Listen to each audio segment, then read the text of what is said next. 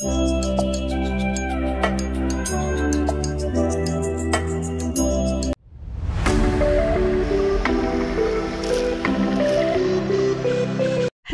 मी मनीषा आणि माझ्या एका नवीन व्हिडिओमध्ये माझ्या सर्व मैत्रिणींचं खूप खूप स्वागत आहे। तर आशा करते मी की तुम्ही सर्वजणी मजेतच असाल। तर या दिवाळीच्या पंत्या आहेत आणि त्या आहे ना, मी अशा स्वच्छ करून त्याला थोडं कलर केलं, थोडंसं वालपुट्टीने त्यावरती वर्क केलं आणि कलर करून पुढच्या वर्षीसाठी पुन्हा त्या ठेवून दिल्या। तर माझ्याकडे ना ह्या प्रकारची पंती होती, तर तिला मी खालून असं थोडंसं वालपुट्टीने स्टँड बनवलं आणि सर्व पंत्या आहे ना अशा तपकिरी रंगाने रंगवून त्यावरती कडा अशा सोनेरी करून सर्व सुकवून मी भरून ठेवल्या एका बॉक्समध्ये पुढच्या वर्षीसाठी।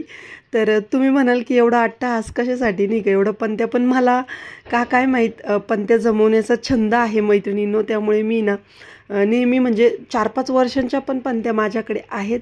तर ज्या ज्या चांगल्या असतात, चांगल्या कंडिशनमध्ये असतात ना, त्या सर्व मी जमा करून ठेवते। तर ह्या साध्या होत्या, तर त्यांना मी थोडंसं वालपुटीने पाण्याचा शेप दिला आणि कलर केलं, तर छान अशी नवीन अशा पंत्या ह्या तयार झाल्या आहेत पुढच्या वर्षीसाठी। तर दिवाळी झाल्यानंतर आपण काय करतो, पंत्या इतरत्र फेकून देतो किंवा त्यांचा काही रियूज करत नाही शक्यतो। तर मला असं वाटतं की ज्या चांगल्या असतील ना त्यांचा आपण वापर केला पाहिजे, त्या पुन्हा वापरात आणल्या पाहिजे किंवा जे गरजू आहेत त्यांना तुम्ही पुन्हा कलर करून देऊ शकता, त्यांचा पण आनंद द्विगुणित करू शकतो आपण।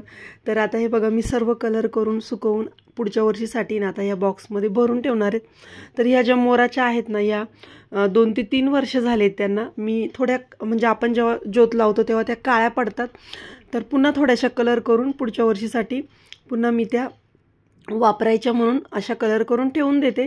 तर ह्या काही अशा पण पंत्या आहेत की ज्या मी अजून वापरलेल्या पण नाही। तर सर्व काही मी आता भरून ठेवलं आहे कलर करून।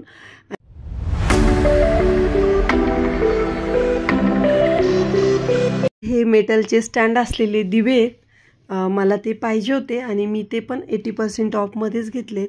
तर खूप छान आहेत आणि वरतून आहे त्याला अशी ब्राससारखी फिनिशिंग आहे आणि आपण असं गणपती बाप्पांशेजारी किंवा लक्ष्मीपूजनाच्या वेळेस देवीच्या दोन्ही बाजूंनी वगैरे ठेवायला खूप छान आहे, मला आवडले।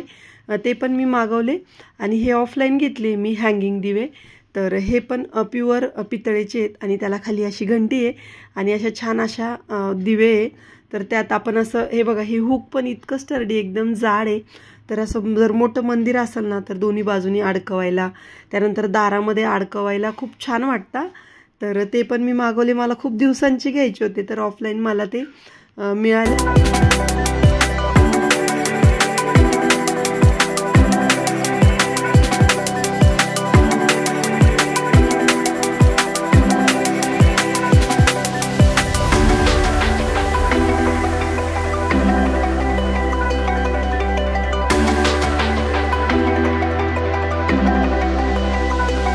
हा जन्माष्टमीसाठी घेतलेला चोपाळा आहे मी आणि हा मी तुमच्यासोबत शेअर केलेला आहे, बहुतेक जन्माष्टमीच्या ब्लॉगमध्ये मी हा वापरलेला आहे।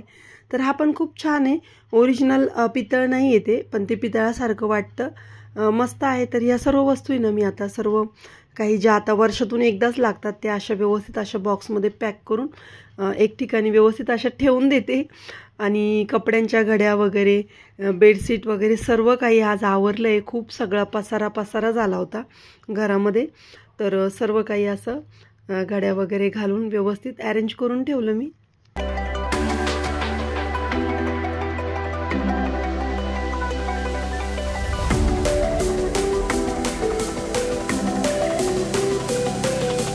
ह्या काही ना रांगोळीसारख्या काही मॅट आहेत, तर त्या पण मला 80% ऑफर ज्या चालू होत्या त्यावेळेस घेतल्या मी।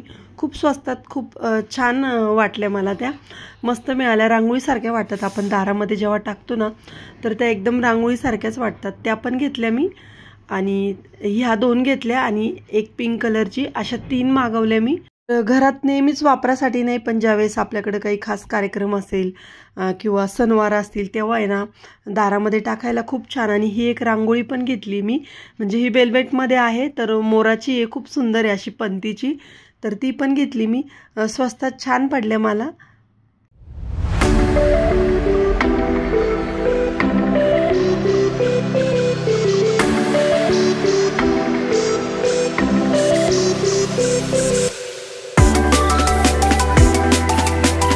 तर फ्रेंड्स, ह्या आहे ना खूप मोठ्या अशा काकड्या आहेत.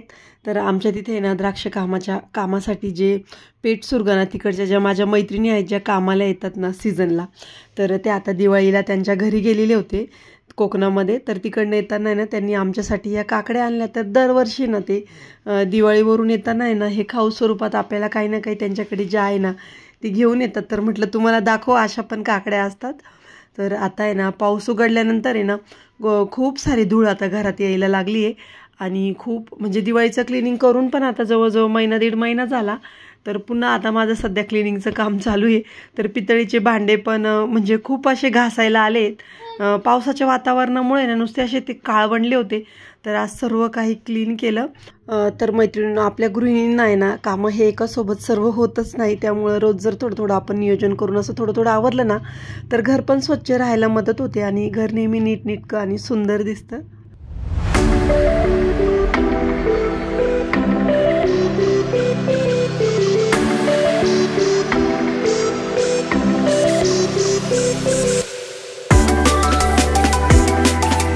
तर मला आहे ना आज मुलांसाठी कोबी मंचुरियन बनवायचे होते.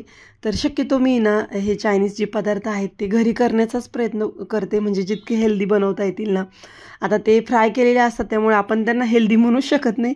पण मुलांना कसं असं चावम्यावसारखं खावं असं वाटतं. तर बाहेरचं देण्यापेक्षा आपण जितकं घरी बनवणं हेल्दी तेवढं छान. तर मी इथे एक कोबीचा गड्डा घेतला, एकदम बारीक चॉप केला तो. आणि त्याला आहे ना जवळजवळ 1 सपाट चमचा असं मीठ चोळून घेतलं अगोदर. तर अगोदर मीठ चोळून घ्यायचं आणि जितका बारीक चॉप करता येईल ना तितका बारीक करून घ्यायचा. तर यामध्ये ना मी आता आलं लसूण पेस्ट घातली आहे, 1 ते 1.5 चमचा पोह्यांचा मोठा. आणि त्यानंतर हिरवी मिरची पण एकदम बारीक दळून घातली. आणि हे पुन्हा असं व्यवस्थित असं त्याला असं चोळून घेतलं हातानेच.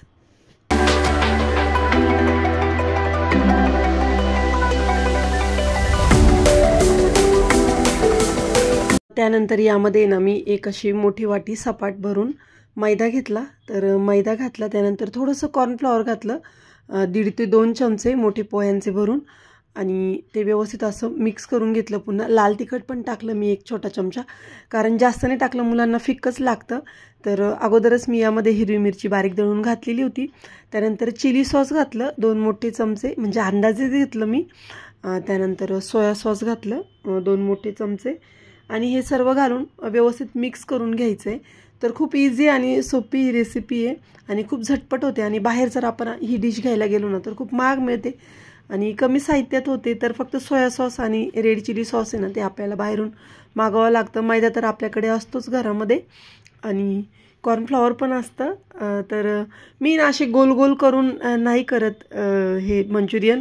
तर असे भाज्यासारखे थोडे असे टाकले ना आपण मोकळे सुटसुटीत तर ते जास्त क्रंची कुरकुरीत लागतात. आणि जे आपण गोल असतात ना खरोखर जे बनवलेले मंचुरियन तर ते मध्ये ना थोडे असे कच्चे राहतात किंवा त्याची जी चव आहे ना ही अशी थोडीशी चिकट होते असं मला वाटतं. तर मी ना नेहमी असे भज्यांसारखे मोकळे कुरकुरीत करते, म्हणजे ते खायला पण खूप छान लागतात आणि टेस्ट तर मंचुरियनचीच असते. तर गॅसवरती मी कढई तापून एकदम कडकडीत अगोदर तेल तापून घेतलं आणि या पद्धतीने असे भज्यासारखे हे मंचुरियन करून घेतले. तर एकदम लालसर रंगावरती मीडियम आचेवरती मी छान असे खमंग तळून घेतले. तर मस्त असे कोबीचे मंचुरियन, एकदम सोपी आणि झटपट ही रेसिपी आहे. तर मधल्या वेळेत आहे ना मुलांना खायला काय द्यायचं तर हे असा एक छान पर्याय आहे. तर सॉससोबत, टोमॅटो सॉससोबत, त्यानंतर चिली सॉससोबत मस्त लागतात. तर फ्रेंड्स, व्हिडिओ आवडला असेल तर लाईक शेअर जरूर करा आणि माझ्या चॅनलला सबस्क्राईब करा. तर पुन्हा भेटूया एका नवीन व्हिडिओसोबत. धन्यवाद अँड बाय बाय.